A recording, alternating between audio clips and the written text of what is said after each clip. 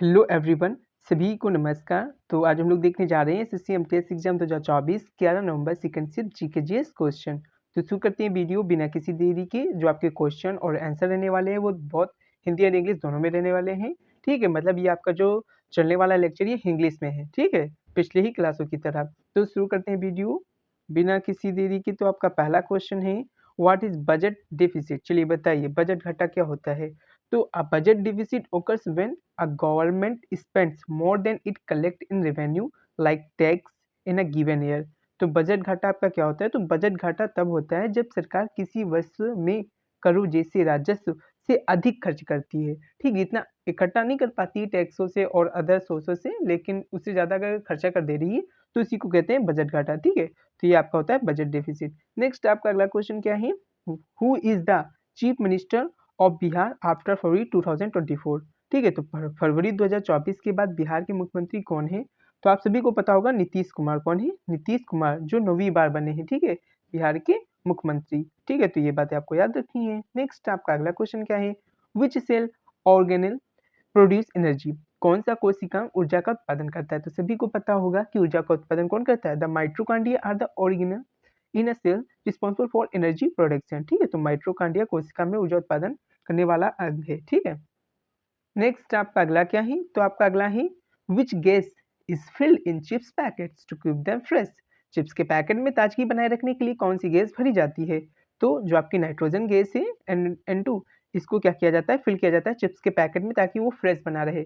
ठीक है, इसीलिए उसमें आप देख के रहते होंगे चिप्स की पैकेट बहुत फुली हुई होती है, क्योंकि इसमें आपकी नाइट्रोजन गैस भरी होती है कि उसमें जो भी है आपका उसे फ्रेश बनाए रखा जा सके। तो चिप्स के पैकेट में नाइट्रोजन गैस भरी होती है ताकि चिप्स की गुणवत्ता बनी रहे। नेक्स्ट आपका अगला क्वेश्चन क्या है, who founded the Forward Bloc party. तो फॉरवर्ड ब्लॉक पार्टी की स्थापना किसने की थी। तो the Forward Bloc of the Indian National Congress was founded on May 3 1939 by Netaji Subhas Chandra Bose in Makul, Unnao. ठीक है, तो भारतीय राष्ट्रीय कांग्रेस का जो फॉरवर्ड ब्लॉक है इसे 3 मई 1939 को नेताजी सुभाष चंद्र बोस द्वारा मकर, उन्नाव में स्थापित किया गया था। सभी को पता होगा कि फॉरवर्ड ब्लॉक की स्थापना सुभाष चंद्र बोस द्वारा ही की गई थी। ठीक है, तो ये इसका राइट आंसर हो गया, 1939 में की गई थी। नेक्स्ट है आपका, which country is the most populous among. कौन कौन, बांग्लादेश, पाकिस्तान, भूटान और अफगानिस्तान में कौन सी कंट्री सबसे ज़्यादा पॉपुलर है। ठीक है, मतलब जहाँ की जनसंख्या सबसे अधिक है। तो बांग्लादेश, पाकिस्तान, भूटान और अफगानिस्तान में सबसे अधिक जनसंख्या वाला देश कौन सा है। तो इसका राइट आंसर हो जाएगा Pakistan is the most populous country among these 4 countries. ठीक है, इन 4 देशों में पाकिस्तान सबसे अधिक जनसंख्या वाला देश है। नेक्स्ट आपका अगला क्वेश्चन क्या है, which biosphere reserve is located in Mayurbhanj district. ठीक है, जो आपकी उड़ीसा में है। ठीक है, तो मयूरभंज जिले में कौन सा बायोस्फीयर रिजर्व स्थित है। तो इसका राइट आंसर हो जाएगा Similipal tiger reserve is located in Mayurbhanj district in the northern part of Orissa. तो सिमलीपाल टाइगर रिजर्व ये आपका क्या है, टाइगर रिजर्व है, जो मयूरभंज जिले में स्थित है, उड़ीसा के उत्तरी भाग में स्थित है। नेक्स्ट आपका अगला क्वेश्चन क्या है, as of November 2022 what is the total length of national highway in India. ठीक है, नेशनल हाईवे इन इंडिया में आपकी क्या टोटल लेंथ थी, ये पूछी जा रही है आपके नवंबर 2022 तक। तो नवंबर 2022 तक भारत में राष्ट्रीय राजमार्गों की कुल लंबाई कितनी थी। तो इसका राइट आंसर हो जाएगा आपका क्या, 1,44,634 किलोमीटर। ठीक है, तो कितना हो जाएगा, 1,44,634 किलोमीटर। ठीक है, ये आपकी क्या थी, जो राष्ट्रीय राजमार्ग है उसकी कुल लंबाई थी। और बात करें कि जो आपका NHAI है, national highway authority of India, इसकी स्थापना कब हुई थी। तो इसकी स्थापना हुई थी 1988 में। ये भी आपको याद रखना है। नेक्स्ट आपका अगला क्वेश्चन क्या है, द द कदली खाई festival is also known for its ground fair and is celebrated on the last day of the Kartik month in which state. तो आपको बताना है कदली खाई उत्सव जो मैदान मेले के लिए भी प्रसिद्ध है, कार्तिक महीने के अंतिम दिन किस राज्य में मनाया जाता है। तो जो आपका कदली खाई फेस्टिवल है ये आपका कहाँ मनाया जाता है, ये आपका मनाया जाता है आपका उड़ीसा में। ठीक है, जिसे और किस नाम से जाना जाता है, तो इसे नाम से जाना जाता है छाड़ खाई। क्या होता है ये, एक मिनट, छदा खाई। ठीक है, इसे अन्य नाम से क्या नाम से जाना जाता है, तो छदा खाई के नाम से भी जाना जाता है। और ये कार्तिक महीने के अंतिम दिन में मनाया जाता है। कहाँ मनाया जाता है, उड़ीसा में। ठीक है, तो आपको ये याद रखना है कदली खाई फेस्टिवल आपका कहाँ सेलिब्रेट होता है, आपका उड़ीसा में। नेक्स्ट आपका अगला क्या है, आपका अगला क्वेश्चन है, who founded the Satnami movement. चलिए बताइए सतनामी आंदोलन की स्थापना किसने की थी। तो जो आपका सतनामी आपका आंदोलन है या आपका सतनामी मूवमेंट है, वो फाउंड किया गया था किसके द्वारा, आपकी गुरु घासीदास द्वारा। ठीक है, तो Guru Ghasidas founded the Satnami movement in the 1820 in the Chhattisgarh region of present day India. ठीक है, तो ये आपको याद रखना है। गुरु घासीदास ने 1820 के दशक में वर्तमान भारत के छत्तीसगढ़ क्षेत्र में सतनामी आंदोलन की स्थापना की थी। तो सतनामी आंदोलन की स्थापना गुरु घासीदास द्वारा की गई 1820 के दशक में की गई थी। नेक्स्ट है आपका, जब नाव से हम कूदते हैं तो नाव विपरीत दिशा में क्या होती है, नाव होगा यहाँ पे, ठीक है, नाव विपरीत दिशा में गति करती है। इसमें न्यूटन का कौन सा नियम लगता है, ठीक है। तो when we jump from a boat it moves in the opposite direction which of Newton's law applies in this case, first, second, third या आपका लॉ ऑफ ग्रेविटेशन। तो आपको पता होगा इसमें थर्ड लॉ काम करता है, क्रिया प्रतिक्रिया का नियम, ठीक है। तो क्या होता है, जब हम नाव से जब कूदते हैं तो इसमें नाव होती है विपरीत दिशा में क्या होती है, गति करती है, ठीक है। तो फटाफट से हम सारे नियम देख लेते हैं।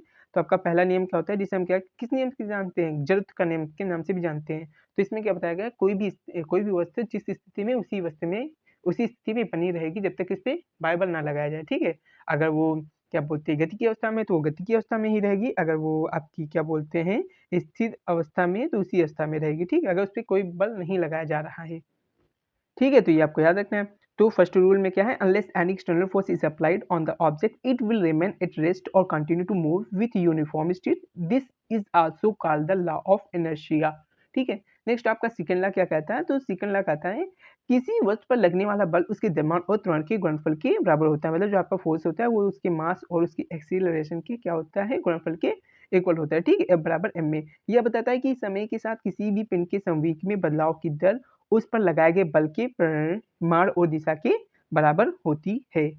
तो इसका मतलब क्या हुआ कि समय के साथ किसी पिंड के संवेग में बदलाव, मतलब यहाँ पे ये है फोर्स जो आपका होता है delta P upon delta T के इक्वल होता है, ठीक है, क्योंकि यहाँ पे क्या बताया गया है संवेग में बदलाव की दर, ठीक है, समय के साथ। तो समय के साथ जो है इसमें बदलाव होगा, वो आपकी जो फोर्स है उसके बल के परिमाण के और दिशा के बराबर होता है, ठीक, ये बताया गया है। और इसको इंग्लिश में देख लेते हैं। तो the force applied on an object is equal to the product of it mass and acceleration, ठीक है। तो जो आपका फोर्स है वो क्या है, इक्वल होगा किसके, मास और एक्सीलरेशन के प्रोडक्ट के, ठीक है। तो ये आपका हो गया यहाँ पे, ये हो गया, ठीक है। It states that the rate of change of momentum, तो rate of change of momentum मतलब dp अपॉन dt, ठीक है, इज इक्वल टू आपका क्या है, तो is equal to the magnitude and direction of the force applied on it, ठीक है। तो ये इज इक्वल टू हो जाएगा फोर्स के। नेक्स्ट आपका अगला क्या है, तीसरा नियम बोलता है जब दो वस्तुएं आपस में क्रिया करती हैं तो वो एक दूसरे पर बराबर और विपरीत दिशा में क्या करती हैं, बल लगाती हैं, ठीक है। दूसरे शब्दों में बल परस्पर क्रियाओं में पैदा होता है। थर्ड लॉ क्या कह रहा है, when two object interact they apply equal and opposite forces on each other, in other words forces arise from interaction. इसका एग्जांपल बताएं एक और, तो जैसे पक्षी होते हैं, उड़ते हैं, तो वो क्या करते हैं, हवा को नीचे की ओर अपने पंखों से क्या करते हैं, नीचे को ओर मतलब करते हैं, और वो हवा क्या होती है उनको ऊपर की ओर धकेलती है ना। इसी प्रकार से क्या करते हैं, पक्षी भी क्या करते हैं, उड़ते हैं। जैसे आपका जब कोई व्यक्ति तैरता है तो वो क्या करता है, पानी को पीछे की ओर ढकेलता है और पानी इसको आगे की ओर ले जाता है ना। तो ये सब क्या है, आपके थर्ड लॉ के क्या है, आपके एग्जाम्पल है, ठीक है। तो इनको आपको याद रखना है।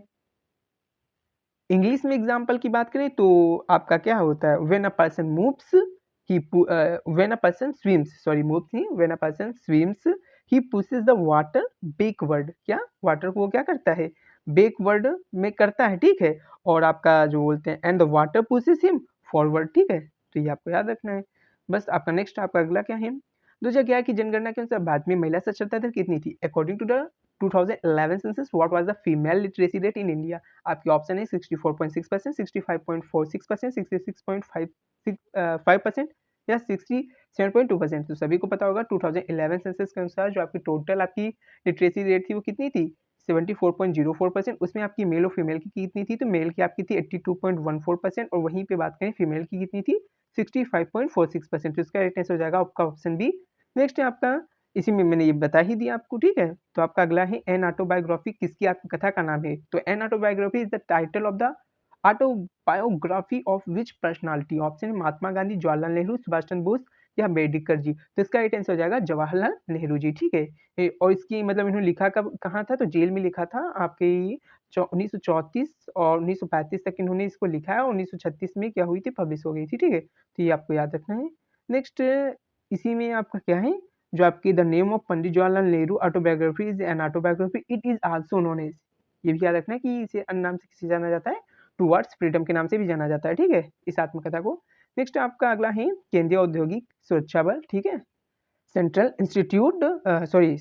इंडस्ट्रियल सिक्योरिटी फोर्स, ठीक है, कि पहली महिला प्रमुख कौन है, तो आपका ऑप्शन है किरण बेदी, अर्चना रामा सुंदरम, वर्तिका शुक्ला या नीना सिंह, तो इसका राइट आंसर हो जाएगा नीना सिंह। ठीक है, जो आपकी पहली डायरेक्टर जनरल बनी है किसकी, सीआईएसएफ की, the chief of the central industrial security force. ठीक है, नेक्स्ट आपका अगला क्या है, तो इसी में देख लेते हैं थोड़ा सेंट्रल इंडस्ट्रियल सिक्योरिटी फोर्स के बारे में कि इसकी स्थापना कब हुई थी, तो 10 मार्च 1969 ईस्वी की हुई थी। और इसका मुख्यालय कहाँ है, तो ये बात करें तो इसका मुख्यालय आपका है नई दिल्ली में। ठीक है, और इसके लिए अधिनियम कौन सा आया था, तो 1968 के तहत आया था अधिनियम, और इसकी स्थापना हुई थी 1969 में। ठीक है, तो इन दोनों बातों को याद रखना है कि अधिनियम आपका 1968 का 68 का था और स्थापना कब हुई थी, 1969 में हुई थी। नेक्स्ट आपका अगला क्या है, प्रथम राष्ट्रीय खेल कब आयोजित हुए थे, तो आपको बताना है इसका right answer, when were the first national games held, option 1924, 1934, 1940 या 1951, तो इसका राइट आंसर हो जाएगा 1940। ठीक है, कहाँ हुए थे, बॉम्बे में हुए थे। ठीक है, वर्तमान में मुंबई में, तो ये आपको याद रखना है। नेक्स्ट आपका अगला क्या है, तो आपका अगला है 1971 में पद्म विभूषण पुरस्कार किस नृतक को मिला था, which dancer receive the Padma Vibhushan award in 1971, आपके ऑप्शन बिरजू महाराज, रुक्मिणी देवी अरुणडेल, यामिनी कृष्णमूर्ति या उदय शंकर, तो इसका राइट आंसर हो जाएगा उदय शंकर को 1971 में पद्म विभूषण पुरस्कार से सम्मानित किया गया था। और बात करें कि जो आपके उदय शंकर, इनको किस और नाम से जाना जाता है, मतलब और कैसे नाम से जाना जाता है, किससे प्रसिद्ध हैं, तो Uday Shankar is also known as the father of modern dance in India. क्या बताया मैंने बताया जो आपके उदय शंकर हैं इनको भारत में आधुनिक नृत्य के जनक के रूप में जाना जाता है। पूछा जा सकता है कि आधुनिक नृत्य के जनक कौन है भारत में, तो आप लोग बताएंगे उदय शंकर। ठीक है, the father of modern dance in India. Next आपका अगला क्या है, तो इस थोड़ा सा और देख लेते हैं यहाँ पे कि उदय शंकर को 1962 में कौन सा मिला था, तो संगीत नाटक अकादमिक फेलोशिप भी मिला था। तो इन बातों को याद रखना, 1971 में पद्म विभूषण और 1962 में संगीत नाटक अकादमी फेलोशिप। नेक्स्ट आपका अगला है, देश की सबसे उच्च न्यायपालिका कौन सी होती है, what is the highest judiciary body of the country. हाँ, तो आपके ऑप्शन है सुप्रीम कोर्ट उच्च न्यायालय, मीन्स हाई कोर्ट, या आपका जिला न्यायालय डिस्ट्रिक्ट कोर्ट, या सत्र न्यायालय सेशन कोर्ट, तो इसका राइट आंसर क्या हो जाएगा, supreme court is the highest judiciary body of the country. Next आपका अगला क्या है, तो आपका अगला है द ग्रेट ग्रेनरी मीन्स विशाल अन्न भंडार सिंधु घाटी सभ्यता के किस स्थल में मिले थे, आपका इंग्लिश में the great granary was found at which site of the Indus valley civilisation, आपका ऑप्शन है मोहनजोदड़ो, हड़प्पा, कालीबंगा, लोथल, तो इसका राइट आंसर हो जाएगा मोहनजोदड़ो। ठीक है, तो मोहनजोदड़ो के बारे में देख लेते हैं, तो मोहनजोदड़ो इसकी खोज 1922 में राखाल दास बनर्जी ने की थी।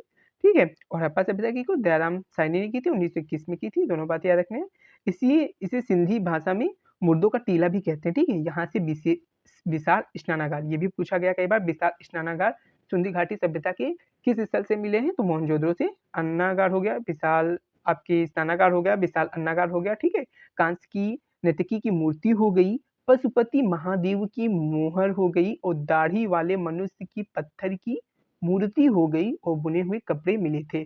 कहाँ से, मोहनजोदड़ो से। इंग्लिश में बात कर लें तो Mohenjodaro it was discovered by Rakhaldas Banerjee in the year of 1922. It is also called Mound of the Dead. क्या कहते हैं इसको, माउंट ऑफ द डेड भी कहते हैं इन सिंधी लैंग्वेज में।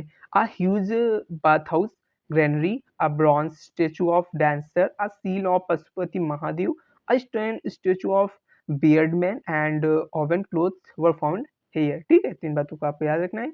नेक्स्ट है आपका, औरंगजेब ने गोलकुंडे के किले पर किस वर्ष कब्जा किया था। ऑप्शन आपके इंग्लिश में देख लेते हैं, तो in which year did Aurangzeb capture the Golconda fort, आपका ऑप्शन है 1685, 1687, 1690 या 1695, तो इसका राइट आंसर क्या हो जाएगा, 1687, 1687। ठीक है, तो औरंगजेब ने गोलकुंडा के किले पर 1687 में कब्जा किया था। तो गोलकुंडा के किले के बारे में देख लेते हैं, तो गोलकुंडा किले को बनाने में ग्रेनाइट पहाड़ी का इस्तेमाल किया गया था, और इसमें कुल 8 दरवाजे हैं।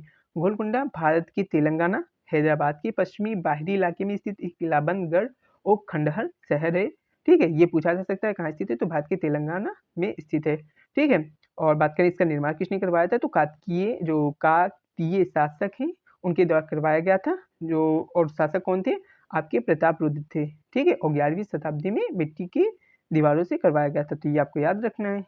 ठीक है, तो यहाँ पे आपको दो बातें याद रखनी कि गोलकुंडा का किला है कहाँ, तो आपका तेलंगाना हैदराबाद में है। और बात करें किस वंश के शासकों ने करवाया था, तो काकतीय शासकों ने करवाया था। नेक्स्ट इसी को इंग्लिश में देख लेते हैं, तो Golconda is a fortified citadel and ruined city located on the western outskirts of Hyderabad, Telangana in India. The fort was originally built with mud was by the Kakatiya ruler Pratap Rudra in the 11th century. ठीक है, बस आपका इतना ही है। Next आपका अगला क्या है, पालकी गुरु शिलालेख किस राज्य में स्थित है? इन विच स्टेट इज द पालकी गुरु inscription located? Option A Maharashtra, Karnataka, Telangana या तमिलनाडु। तो इसका राइट आंसर है कर्नाटका। और ये शिलालेख किससे संबंधित है? तो जो सम्राट अशोक हैं उनसे संबंधित है। ठीक है, ये भी आपको याद रखना है। तो ये आपका जो द पालकी गुरु inscription is related to which emperor, तो आपको याद रखना है द अशोक। नेक्स्ट आपका अगला क्या है, 1974 में Guinness book of world record में दुनिया में सबसे ज्यादा रिकॉर्ड दर्ज करने वाली कलाकार के रूप में मान्यता किसे मिली? तो इंग्लिश में क्या है आपका, इन 1974 who was recognized by the Guinness Book of the World Records as the artist with the most records recorded in the world? Option है मोहम्मद रफी, लता मंगेशकर, किशोर कुमार या आशा भोसले। तो इसका राइट आंसर क्या हो जाएगा आपका, लता मंगेशकर जी को सबसे ज्यादा मान्यता मिली थी किसके लिए? Guinness book of world record में दुनिया में सबसे ज्यादा रिकॉर्ड दर्ज करने के लिए। ठीक है, तो इनके बारे में देख लेते हैं क्योंकि बहुत इंपॉर्टेंट है, लता मंगेशकर जी के बारे में जानना बहुत ही जरूरी है। साल 1969 में कौन सा पुरस्कार मिला? पद्म भूषण। कौन सा? पद्म भूषण। पद्म भूषण पुरस्कार 1969 में मिला।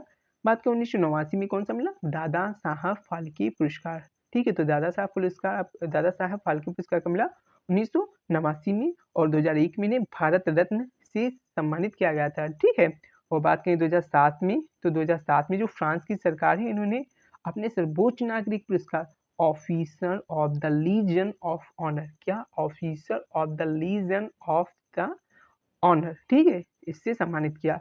और 2019 में भारत सरकार ने उन्हें उनके 90वें जन्मदिन पर उन्हें daughter of the nation award से भी सम्मानित किया। तो ये 4 पॉइंट याद रखना है कि 1969 में क्या हुआ था? पद्म भूषण। 1989 में क्या मिला था? इन्हें मिला था दादा साहब फाल्के पुरस्कार। और 2001 में भारत रत्न। और 2007 में फ्रांस का जो सर्वोच्च नागरिक पुरस्कार वो मिला था। और 2019 में daughter of the nation award. Next आपका क्या है, इसी में इंग्लिश में देख लेते हैं। तो Lata Mangeshkar has received many award, some of which are, जैसे in the year 1969 he was awarded the Padma Bhushan. In the year 1989 he was awarded the Dada Saheb Phalke Award, and he was awarded the Bharat Ratna in the year 2001. And also in 2007 the French government honored him with its highest civilian award, Officer of the Legion of Honor. In September 2019 the government of India honored her with the Daughter of the Nation Award on her आपका क्या हो जाएगा 90th आपका birthday. ठीक है, next आपका अगला क्या है, तो इसी के साथ ये वीडियो यहीं पे समाप्त हो रही है। अगर आपको वीडियो अच्छी लगी हो तो आप लोग लाइक करें, सब्सक्राइब करें और शेयर करें। और पीडीएफ लेने के लिए डिस्क्रिप्शन में दी गई टेलीग्राम की लिंक पे क्लिक करके टेलीग्राम ज्वाइन करें।